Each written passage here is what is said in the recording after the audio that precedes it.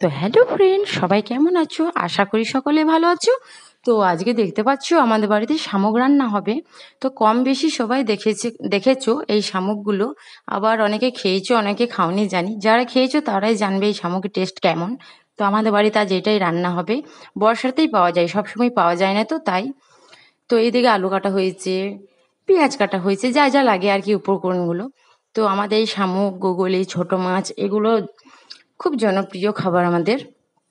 আমাদের গ্রামেই পাওয়া যায় বেশিরভাগ, জানি না শহর দিকে কেউ পাও কিনা। তো আমাদের এই রান্নাগুলো খেতে খুবই ভালো লাগে, খুব টেস্টি হয়। যারা খাও তারাই জানবে, যারা গ্রামে থাকো।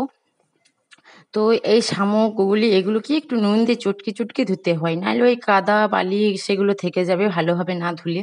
তো এই যে এখানে হচ্ছে কাঁচা কলা পোস্ত, পাশে চাপানো হয়েছিল কুকারে লাউ সেদ্ধ, লাউ মুসুর হবে, তারপর কলমি, তারপর পাড়, যাই হোক